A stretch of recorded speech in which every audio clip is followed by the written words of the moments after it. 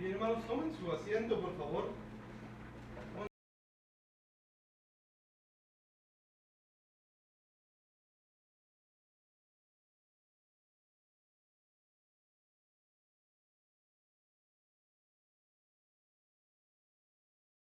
Cantando y estamos hablando de la autoridad, la persona de Jesús, es de lo que hablamos aquí.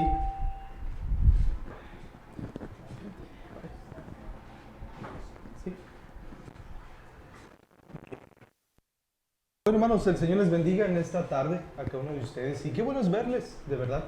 Qué bueno es que puedan estar entre nosotros, con nosotros y escuchándonos. No han sido semanas fáciles, ¿no?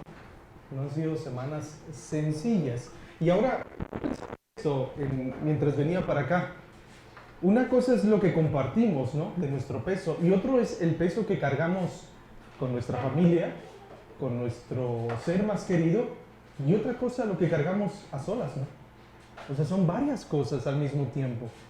Y en ocasiones pensamos que está bien simplemente como decir, no lo voy a compartir, no lo voy a decir, no se lo voy a pasar a nadie. Pero el jueves, como comentaba mi mamá, tuvimos un tiempo muy especial donde estamos creciendo como iglesia. Cuando nos hablamos la verdad, lo que está pasando unos con otros, cuando tenemos la confianza de compartir lo que en realidad nos está ocurriendo, esperando no solo que nos escuchen, que nos ayuden, eso es una iglesia. Eso es una iglesia. La iglesia se reúne en momentos como ahorita, los miércoles, los jueves, los lunes y diferentes partes, pero la iglesia funciona como el cuerpo de Cristo. Siempre está presente, no solo cuando se reúne. No somos un robot que se ensambla el domingo y entre semanas se desbarata. Somos el cuerpo de Cristo. Y cuando cantamos estas verdades, cuando nuestros hermanos preparan estos cantos, tienen el propósito de que nosotros cantemos con el corazón y también nos preparemos para recibir las verdades de Dios. Cuando cantamos no simplemente estamos haciendo ruido, nos estamos diciendo de una forma dulce, de una forma muy especial lo que Dios es para nosotros. Por eso es tan importante cantar. Así que, como Jesús dijo, si tú estás cansado, cargado, lleno de peso en este tiempo, toma este tiempo de oración para descansar en el Señor. Pídele al Señor que te ayude a descansar en Él. Pídele al Señor que te ayude a reposar. Y si hay una carga muy pesada, que la puedas compartir con la iglesia. Porque así es como debemos de funcionar. Vamos a orar. De muchas maneras lo estuvimos cantando, lo estuvimos diciendo, lo estuvimos compartiendo. Padre Celestial, gracias por estos cantos. Gracias, Dios mío, por los agradecimientos. Pero sé que estas semanas, Señor, probablemente no han sido muy sencillas para algunos, o tal vez para todos, Señor. Porque sé que si nos pusiéramos a preguntar qué nos ha estado pasando, qué nos ha estado ocurriendo en ese tiempo, todos nosotros podríamos dar testimonio de que realmente estamos sufriendo. Estamos batallando, Señor. Tenemos un conflicto interno que no hemos compartido a lo mejor con nadie, pero tú sí lo conoces. Así que, Padre, en este tiempo te pido para que tomes esa carga, Señor, porque en ocasiones nosotros creemos que somos los poderosos, los omnipotentes, y por eso no descansamos en ti. Pido, Señor, que en este tiempo, Señor, en este instante que estamos orando, tú puedas tomar esa carga, ese peso, Señor, y quitarlo de nosotros. Recordarnos que tú tienes cuidado de nosotros y por lo tanto, Señor, eres digno de confianza y también en quien podemos descansar. Bendice, Padre, este tiempo de tu palabra y, Dios mío, que pueda llegar al corazón de nuestra vida, al corazón de nuestra iglesia. Próxima semana estaremos celebrando 2 años, Señor, de tu gran y mucha fidelidad. Permítenos, Señor, llegar a esa fecha y cumplir no solo 2 o 3, sino todos los años que tú tengas, pero haznos una iglesia útil, Señor, una iglesia que lleve vida para todos y que muestre, Señor, esa vida a través de la madurez, a través de todos. En Jesús, Señor, bendice el corazón de cada uno de los que estamos aquí.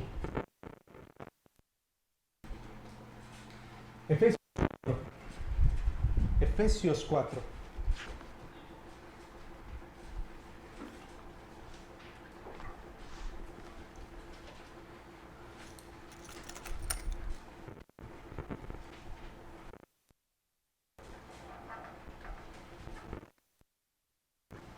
Pablo quiere enseñarnos acerca de la importancia de la unidad en Efesios 4.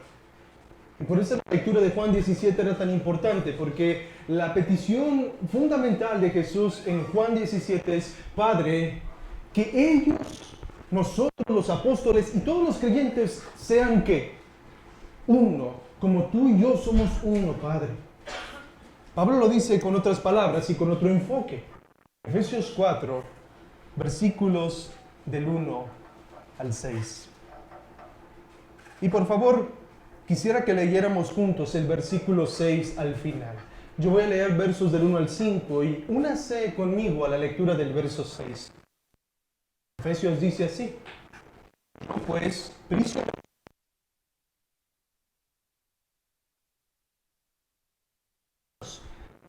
con todo mansedumbre, portándose unos a otros,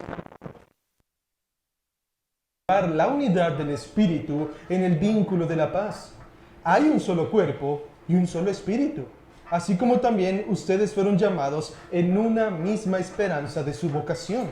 Un solo Señor, una sola fe, un solo bautismo. Juntos, un solo Dios y Padre de todos, que está sobre todos, por todos y en todos. Eso es lo que Pablo nos ha enseñado. Ahora, lo sepa o no, o inclusive le guste o no, toda iglesia local tiene una reputación bien conocida, bien definida, tanto en los creyentes como en los no creyentes. Eso es algo que debemos de tener en mente. Como iglesia local, las personas tienen una opinión acerca de nosotros. Cualquier iglesia tiene una opinión acerca de nosotros. Usted puede ir a una iglesia de cualquier colonia y preguntar: ¿qué piensas de la iglesia? Y ellos te van a dar su opinión, la reputación que esa iglesia tiene en ese lugar. En el Apocalipsis encontramos una iglesia que se llama Sardis, o la iglesia de la ciudad de Sardis, y la Biblia nos dice que tiene nombre o tiene algo en particular. Pero esa no era la única iglesia que tenía una reputación bien conocida.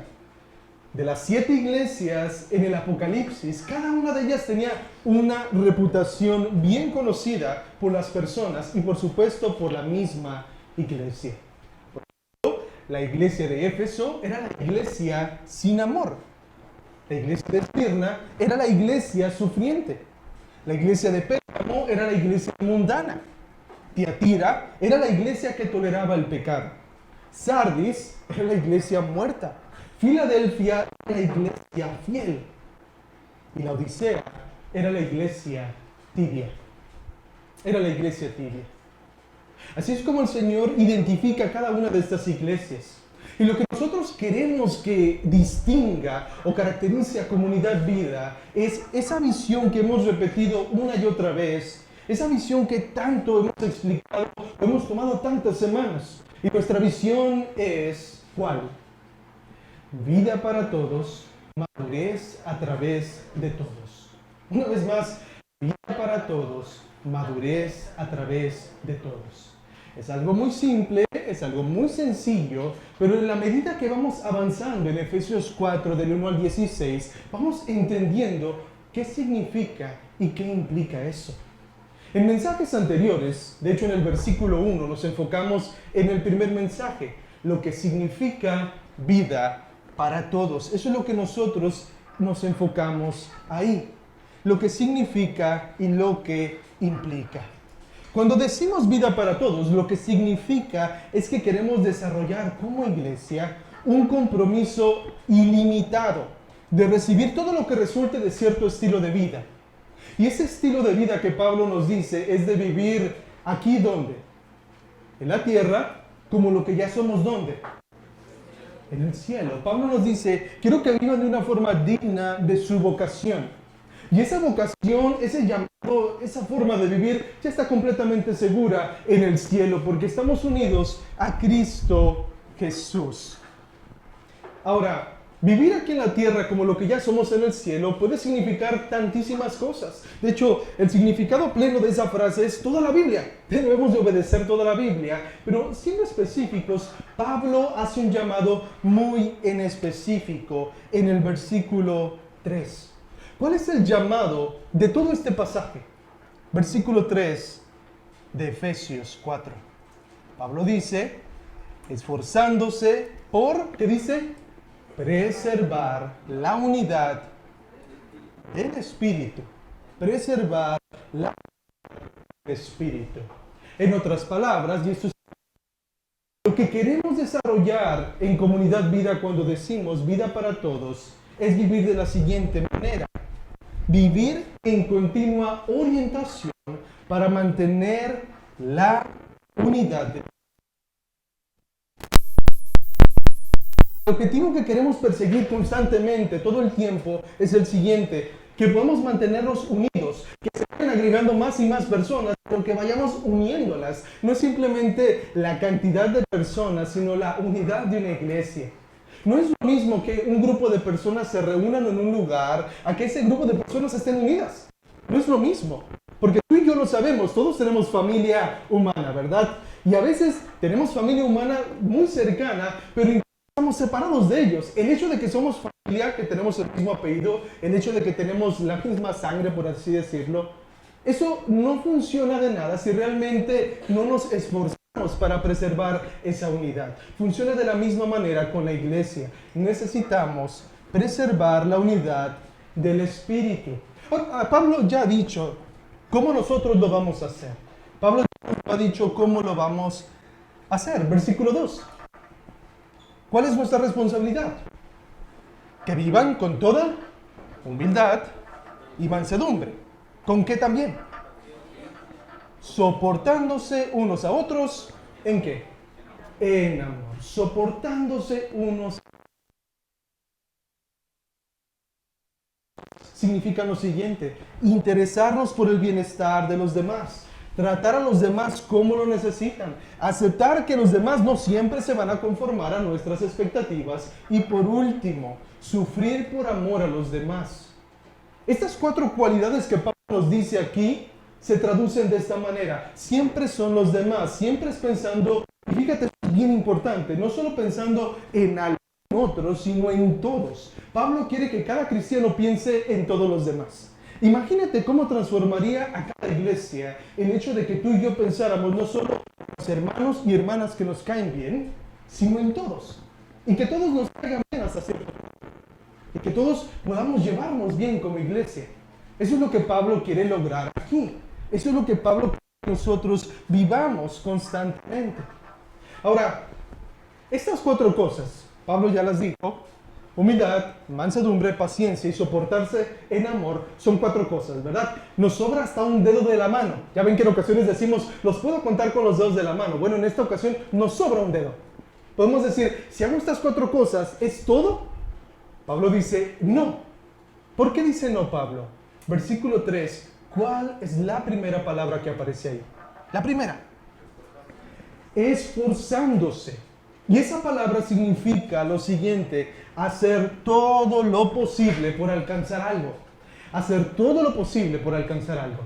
Es decir, hacer todo lo posible por mantener la unidad del Espíritu. Aparte del amor, aparte del sufrir, aparte de la humildad y la mansedumbre, Pablo quiere que hagas más cosas para buscarlo. Esto es la base, ese es el inicio, pero tienes que buscar más cosas para preservar la unidad del Espíritu. Ahora, en el mensaje del día de hoy, o para el mensaje del día de hoy, ya hemos respondido esta pregunta: ¿cómo preservar la unidad del Espíritu? En los 2 mensajes anteriores, ¿cómo preservar la unidad del Espíritu? Sin embargo, aún nos quedan 2 preguntas que responder y que vamos a responder el día de hoy. La primera de estas preguntas es: ¿por qué tenemos la unidad del Espíritu? ¿Por qué tenemos la unidad del Espíritu? Esa es la pregunta inicial que vamos a responder en esta ocasión. ¿Por qué tenemos la unidad del Espíritu? Yo creo que la mayoría de nosotros hemos escuchado la unidad del Espíritu. Y en muchas ocasiones esta frase la utilizamos, pero no la comprendemos del todo. Es decir, normalmente nuestra convicción acerca de la unidad del Espíritu proviene principalmente de que escuchamos a otros cristianos emplear esta frase. Tenemos unidad del Espíritu y todos decimos amén, ¿verdad? ¿Pero qué significa eso? Si alguien te preguntara, a ver, muy bonito se oye esa unidad del Espíritu, se oye muy bien, pero ¿qué significa? ¿Qué responderías? A veces nos pasa que utilizamos lenguaje cristiano que no entendemos. A veces nosotros aceptamos lenguaje bíblico que no entendemos del todo. Y debemos de aceptarlo, pero debemos de entenderlo. Eso es lo que Pablo nos enseña. Volvemos a la pregunta, ¿por qué tenemos unidad del Espíritu? Para responder esta pregunta, necesitamos regresar a Efesios capítulo 1. Así que vamos a Efesios 1.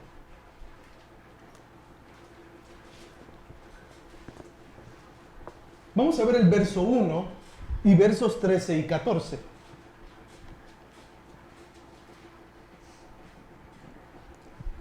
En el verso 1 Pablo dice: Pablo, apóstol de Cristo Jesús, por la voluntad de Dios, a Efeso y que son fieles en Cristo Jesús. Versículos 13 y 14.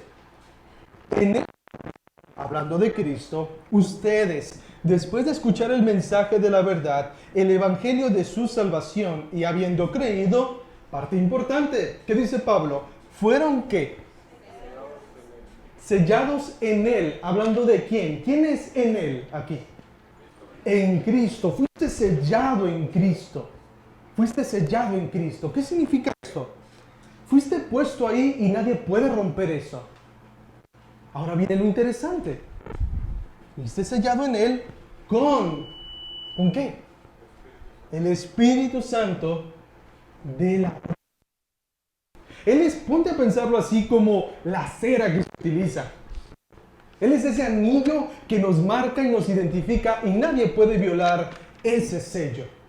Nadie puede romperlo. Verso 14. Habla más acerca del Espíritu. Dice que nos es dado como garantía de nuestra herencia con miras a la redención de la posesión.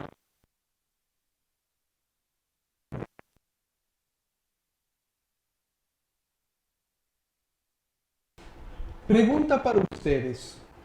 ¿A cuántos de los santos que están en Éfeso y fieles en Cristo Jesús, a cuántos de ellos les fue dado el Espíritu Santo? ¿A cuántos de ellos? ¿A cuántos? A todos. A todos, absolutamente a todos. Todos sellados. Absolutamente todos. Ahorita ustedes no lo vieron, bueno, algunos de ustedes sí, pero había un canto que nos gusta cantar, pero hay una parte que no es doctrinal. Mi hermano lo revisó y dice: hay que cortarle este pedacito, porque nos dice que venga el Espíritu Santo en nuestra vida. Ya tenemos al Espíritu Santo. No debemos de orar para que el Espíritu Santo venga a nuestra vida si ya eres creyente. Ya está en nosotros. Podemos pedirle que nos dé más fuerza, que nos anime, nos motive, que nos haga más como Cristo Jesús. De hecho, Él intercede por nosotros de una forma que no podemos entender, pero ya no le pedimos que venga porque todos los creyentes fuimos sellados con el Espíritu Santo de la promesa. ¿Qué implica eso? Muchas cosas. Pero Pablo tiene un enfoque muy particular. Pablo era el apóstol a los ¿quiénes? Gentiles. Porque en ese tiempo y en esa cultura había una separación entre judíos y gentiles. Los judíos, por supuesto, se creían únicos, perfectos, y los gentiles toda la bola de otras personas. Pero Pablo dice: no. Como ya estás en Cristo, pasa algo muy interesante. ¿Qué pasa? Efesios 2. Efesios.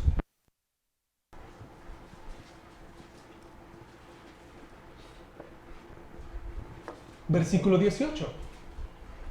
¿Qué pasa ahora que tenemos al Espíritu Santo? Efesios 2, 18. 22. Porque por medio de Cristo, los unos y los otros tenemos nuestro Padre en un mismo Espíritu. Está hablando de judíos, gentiles, está diciendo los unos y los otros tenemos entrada al mismo Padre por un mismo Espíritu. Verso 22. Son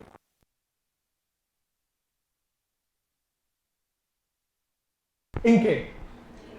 en el...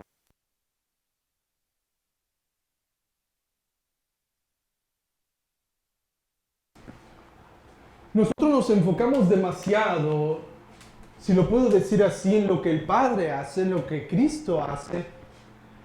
Pero como bien dijo un hermano en un libro que tituló El Dios Olvidado, así tomamos el Espíritu Santo. No le damos la importancia que Él tiene en nuestras vidas, porque toda la aplicación de la redención, la salvación, lo que hacemos, lo que experimentamos juntos como iglesia o individualmente, es debido al Espíritu Santo. Es debido al Espíritu Santo. Es el rol que juega en nuestras vidas. Alguien dijo lo siguiente: el Padre planeó nuestra salvación, el Hijo pagó nuestra salvación, pero el Espíritu Santo puso esa salvación en nuestra vida. Él tomó lo que el Padre había planeado, lo que el Hijo había pagado, y lo aplicó y lo puso en nuestras vidas. Su rol es completamente único y súper importante, y por tal motivo nos estas cosas. Te lo quiero compartir. La iglesia moderna ha visto la majestad divina del Espíritu. Mientras los carismáticos lo tratan como una fuerza impersonal de energía, los evangélicos conservadores, por lo general, lo han reducido a un contrario. Pensamos en viento, en aire y en una paloma.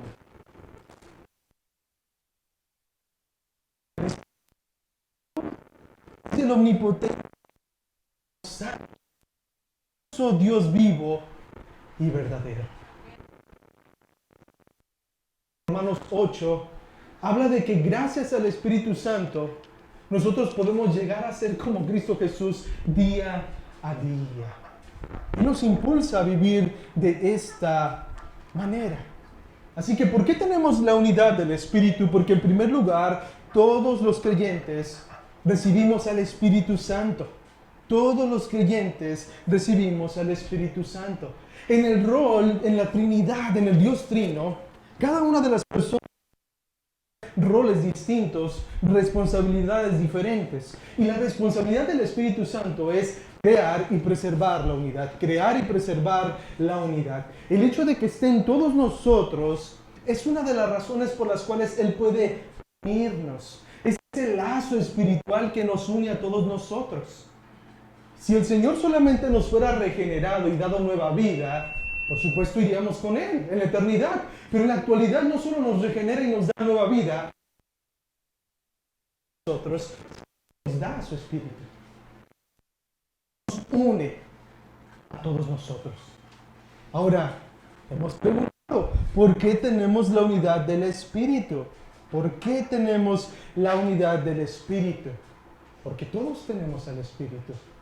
Pero hay una segunda pregunta que debemos de responder y es la siguiente.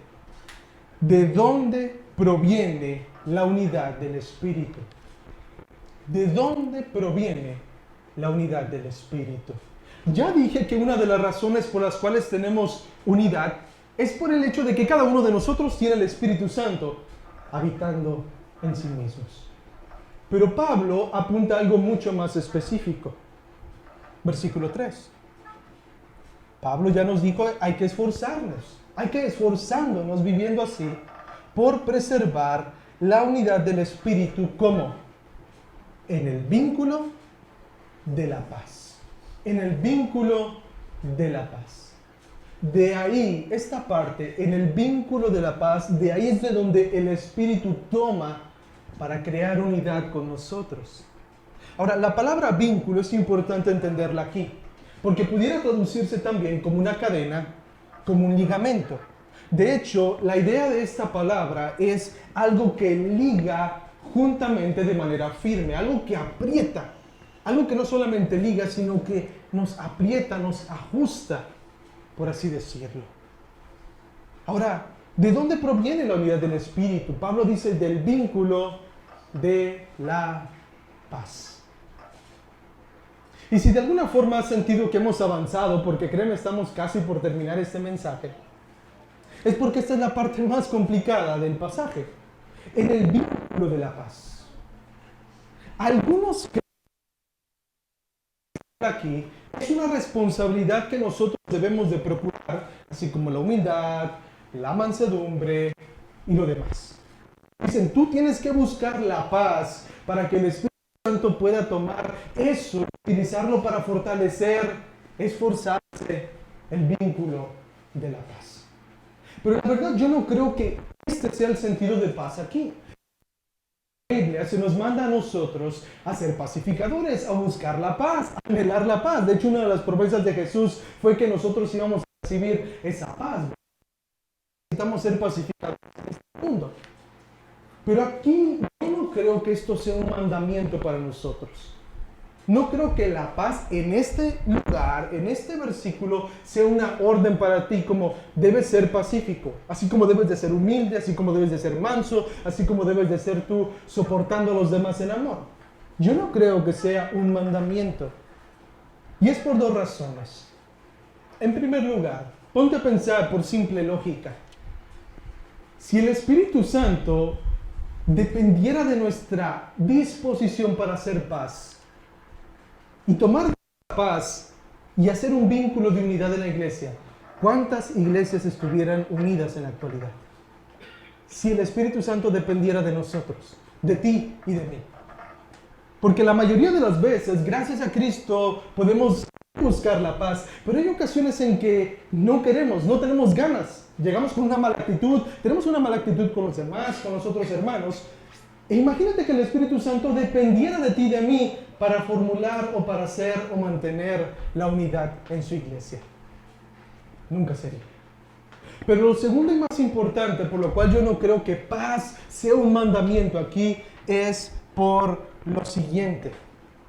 En Efesios, en esta carta, acuérdate que estamos en Efesios, en estos 6 capítulos, Pablo nunca usa la palabra paz como una orden, como una responsabilidad humana, ¿ok? En Efesios, la paz nunca es una responsabilidad humana. Vuelvo a lo mismo, no que Pablo no nos llame a tener paz unos con otros, pero aquí no. En Efesios, la paz, escucha bien, es una realidad divina que se nos da. No es una responsabilidad humana, es una realidad divina. Piensa simplemente cómo el apóstol Pablo en la carta a los Efesios. Efesios capítulo 1, versículo 2. Efesios 1, versículo 2.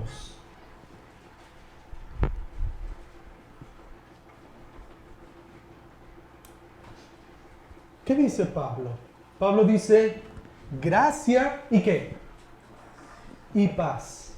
Ahora viene lo interesante, que a ustedes, de parte de Dios nuestro Padre y del Señor Jesucristo. Pablo no dice gracia y paz entre ustedes, gracia y paz de ustedes, es gracia y paz a ustedes, de Dios nuestro Padre y del Señor Jesucristo. Desde aquí Pablo establece el tono, establece la forma en que él va a comunicar este concepto de la paz. Nos está diciendo desde un principio, la paz es algo que ustedes pueden generar porque es algo que ya les ha sido dado. En ocasiones anteriores hemos hablado de que los creyentes no debemos de pedir amor porque ya tenemos el amor de Dios derramado en nuestros corazones. Debemos de pedir fuerza para aplicarlo, para vivirlo, pero ya está ahí todo dentro en potencia para vivir de esta manera. Así que Pablo, volviendo a la paz, nos dice, ya tienen esa paz de parte de Dios. Lo interesante es lo que significa esta paz.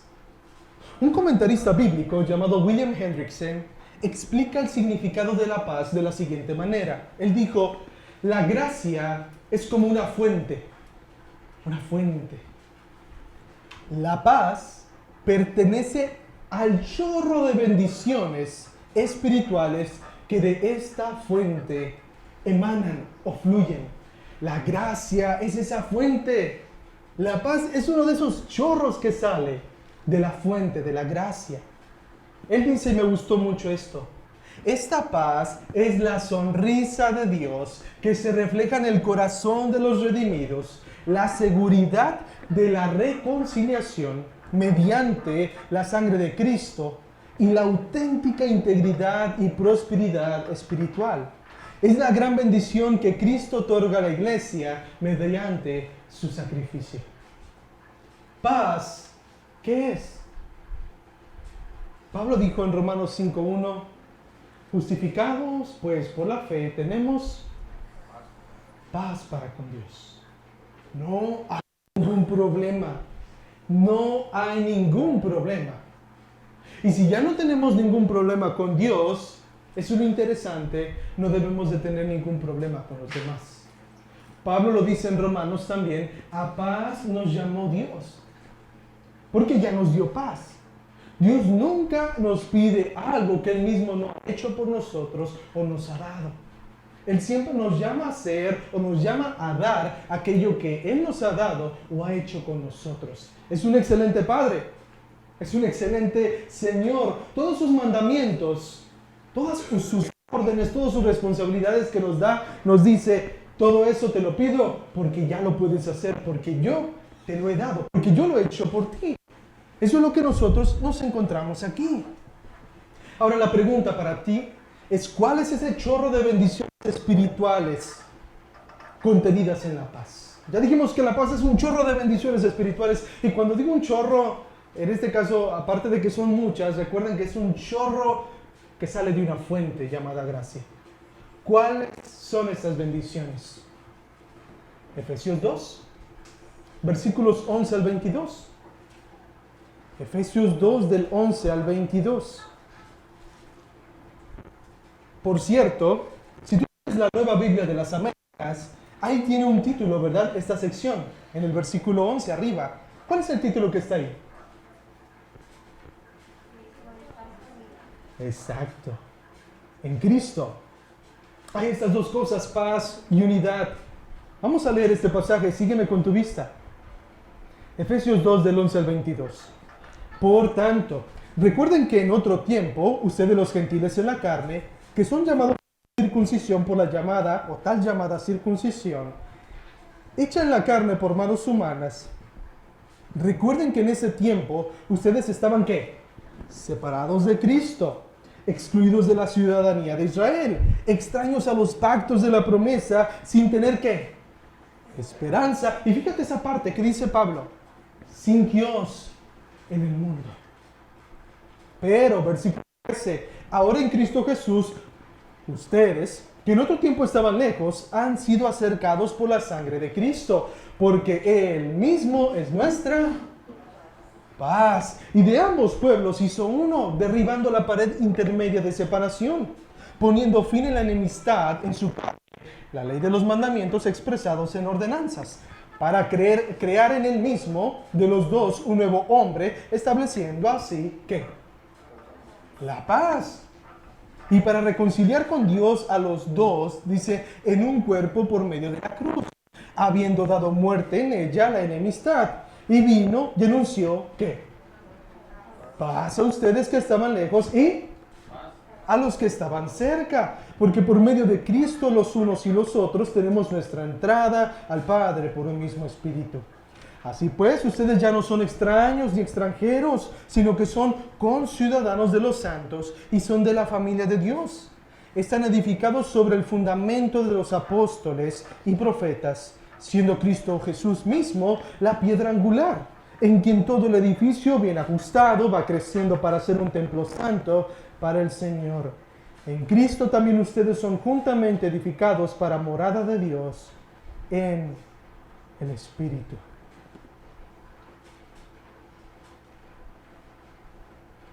En el verso 14, Pablo dijo de forma resumida, ¿qué es nuestra paz?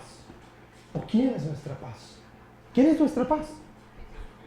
Cristo.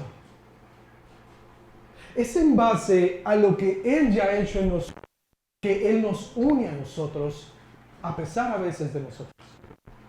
Porque en ocasiones tú y yo no tenemos esa mejor disposición para ser a otros, soportar, ser humildes, ser mansos.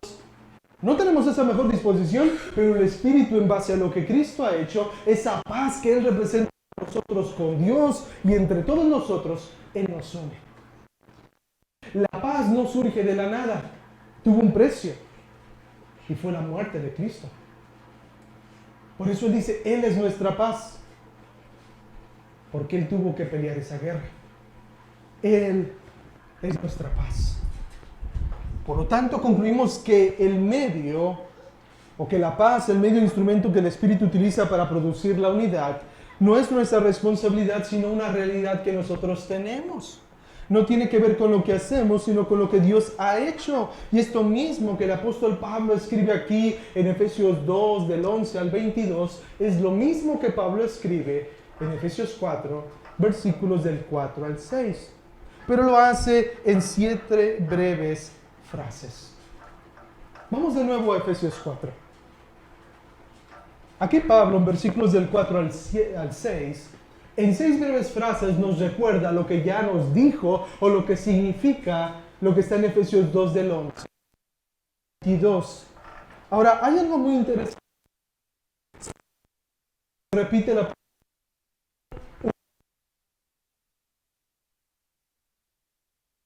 porque el apóstol Pablo lista 7 elementos que son únicos. Pero también Pablo mezcla la palabra una con la palabra todos 4 veces. Todos, todos, todos, todos. Lo que Pablo va a decirnos a continuación es lo siguiente. Hay 7 cosas principalmente que son únicas y que por lo tanto nos unen a todos nosotros. Hay 7 cosas que son únicas a todos los creyentes y que por lo tanto nos unen a todos nosotros. ¿Alguna vez te has preguntado en ocasiones, cuando no vienes a 1, 2 o 3 reuniones de la iglesia, ¿por qué sientes que necesitas a la iglesia? ¿Por qué sientes que te falta algo? En ocasiones podemos decir, bueno, es porque me caen bien los hermanos de la iglesia, ¿no? Puede ser. Pero sabes, al final la razón última no es por cómo te estás llevando solamente con la gente de la iglesia. Hay una razón espiritual. Hay 7 razones, de hecho, Pablo nos dice, por las cuales nosotros anhelamos estar unos con otros. Y cuando no estamos, nos extrañamos. Eso viene del Espíritu y viene de las cosas que Pablo enlista a continuación. ¿Cómo comienza Pablo? Versículo 4 dice, hay un solo cuerpo. Hay una sola iglesia. Una iglesia verdadera. Hay un solo Cristo, por lo tanto hay una sola iglesia. Es una realidad que nosotros debemos de entender. Independientemente del tipo de iglesia a la que en alguna ocasión tú hayas sido, si es una iglesia de Cristo, habrá cierta afinidad. Pero cuando vas a una secta, cuando vas a una iglesia que no es cristiana, rápidamente puedes identificar que no es un lugar de Cristo, que no es el cuerpo de Cristo. Sientes que no encajas y tienes toda la razón por la que no eres parte de ese lugar. Esa no es tu familia, decía una imagen en internet. ¿Qué estás haciendo ahí? No perteneces a ese lugar. Pero Pablo no solamente dice eso, dice hay un solo cuerpo, el cual está compuesto por todos los creyentes que han confiado o que confiarán en Cristo como Señor y Salvador. Y Pablo nos vuelve a repetir algo que ya nos ha dicho, pero lo repite porque es importante. ¿Qué dice después? Hay un solo cuerpo y un solo Espíritu. Ya lo hemos aclarado, dice Pablo, pero lo tercero que viene a continuación no lo consideramos tanto.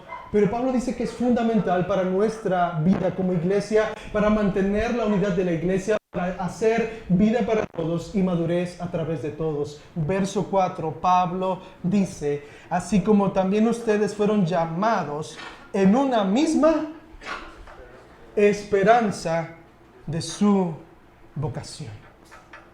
Su vocación. Tenemos solamente una esperanza, todos los que estamos aquí. En ocasiones pensamos en cosas que no nos unen tanto, ¿verdad? Nos ponemos a pensar en qué estoy haciendo aquí, por qué en esta iglesia, por qué en este lugar. Nos ponemos a pensar en esto. Pero deberíamos de pensar en más en las cosas que Pablo nos escribe. Pablo dice, todos tenemos una misma esperanza, que es Cristo Jesús y su regreso. Una misma esperanza. cuando estamos completamente tristes, preocupados, desanimados, ansiosos. Esa misma esperanza que compartimos nosotros debería de motivarnos a la unidad del Señor. Pablo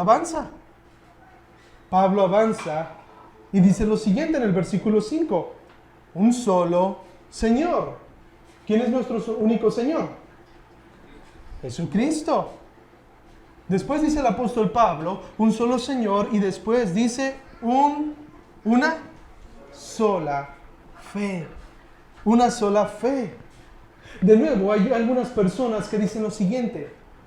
Aquí fe se trata de un cuerpo de doctrinas, ¿no? La declaración de fe de la iglesia. Ese no es el enfoque aquí. El enfoque es que todos nosotros recibimos lo que Pablo dice en Efesios 2, del 8 al 10. Porque por gracia somos salvos. Algo, ninguno de nosotros tuvo más fe que otro. Ninguno de nosotros dice, oh, yo tuve más fe que tú. Creí primero porque yo creí mejor en Jesús. No, todos tuvimos la misma cantidad de fe, la misma calidad de fe para creer y ser salvos. Y Pablo nos dice lo siguiente, por gracia somos salvos por medio de la fe, y esto no es de ustedes. Es que un don de Dios. Volvemos a lo mismo. Pablo en Efesios, hermanos, el enfoque principal para la iglesia que realmente pueda ser como Cristo es decirle todo lo siguiente. Tú puedes y vas a llegar a ser como Cristo Jesús por la única razón que Cristo Jesús hizo todo para que tú llegaras a ser como Él. Es lo que Pablo trata de hacer. Trata de hacerles entender que nada de lo que ellos hagan es un momento o alguna cuestión de que llegas al cielo y, mira, aquel creyó de una forma especial y única. Todos creímos igual. Una sola fe. Y todos necesitamos de la misma fe para creer en Cristo Jesús. Pablo continúa hablando y dice lo siguiente, un solo bautismo. Un solo bautismo. Y de nuevo aquí muchos hacen gran polémica por algo que no quiere ser tan polémico. Algunos dicen, Pablo está hablando aquí del bautismo en agua. Dicen, Pablo está hablando aquí del bautismo en agua. Permíteme preguntarte lo siguiente. ¿Qué pasa con aquellos creyentes que bautizarse y mueren? ¿No formaron parte del cuerpo de Cristo? Sí. Pablo no está hablando aquí del bautismo en agua. Aunque por supuesto, si no te has bautizado, te animamos a que te bautices. Aprovecha el calor. Pablo está hablando aquí del bautismo en el Espíritu, que nos hace uno con el Señor. Esa experiencia espiritual que nos hace uno con el cuerpo de Cristo. Y por último, el apóstol Pablo dice lo siguiente en el versículo 6. Un solo Dios. ¿Y qué más dice? Lo siguiente. Y Padre. ¿Te has dado cuenta cuántas veces el apóstol Pablo habla de Dios como Padre aquí? En Efesios. Hemos leído varios pasajes de esta carta y nos hemos dado cuenta de que Pablo no solamente llama a Dios Dios, sino que llama a Dios Padre. Y eso es una dimensión completamente distinta a la que las personas normalmente estaban acostumbradas. Los judíos no podían referirse o acercarse a Dios de esta forma tan confiada, de esta forma tan buena. Eso es algo completamente nuevo. Gracias al Hijo. Porque ahora todos somos hermanos y tenemos un mismo Padre. Ahora, ¿cómo es ese mismo Padre? Dice Pablo, un solo Dios y Padre. ¿De quién? De todos, que está sobre quién. ¿Por quién? ¿Y en quién? En todos. En todos.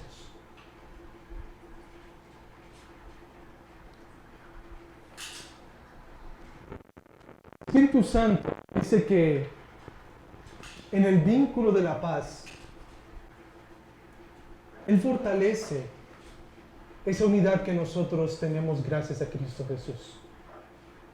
Y eso es lo que a nosotros nos debe de motivar a buscar esa unidad. Pablo en los versículos 1 y 2 nos dice qué es lo que tenemos que hacer. Y del verso 3, 6, Pablo nos dice, ¿por qué? Volvemos a lo mismo. Siempre se va a tratar en general de que nosotros nos debemos de acercar más en la práctica a lo que ya somos en posición. A vivir aquí en la tierra como lo que ya somos en el cielo. Como lo que ya somos en el Señor. Si nosotros tenemos presente eso, vamos a poder lograr lo que nos dice aquí, llevar vida para todos. Vamos a poder esforzarnos, vamos a procurar mantener la paz, procurar mantener la unidad en el cuerpo de Cristo. Si no lo hacemos, si nos olvidamos de que ya estamos unidos, vamos a pensar que ese esfuerzo es un esfuerzo propio y que merecemos reconocimiento por el esfuerzo que hacemos por nuestra iglesia. Eso es lo interesante de esta parte aquí.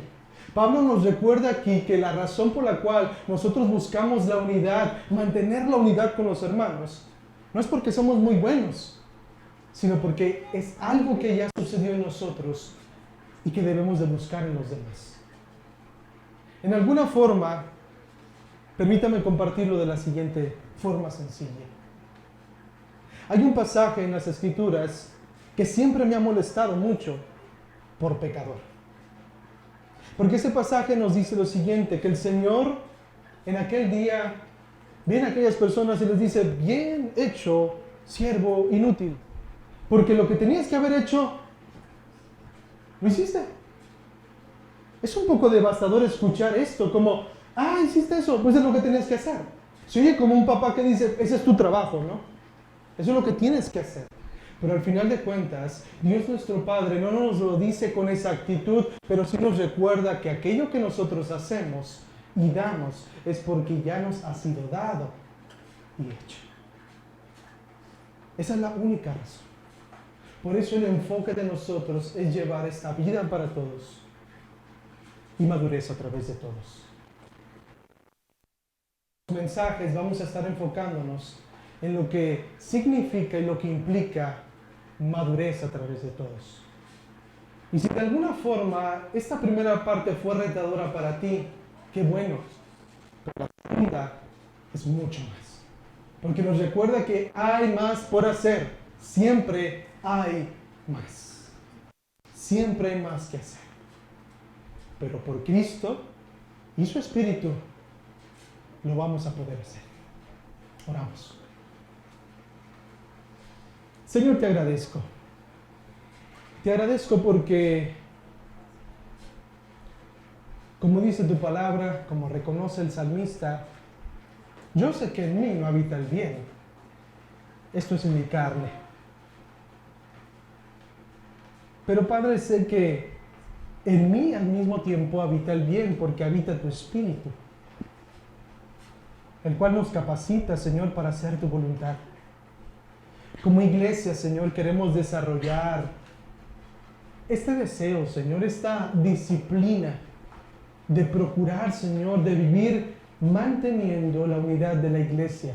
Porque una iglesia que es unida, Señor, es una iglesia que en automático es una iglesia que une a otros que no son creyentes.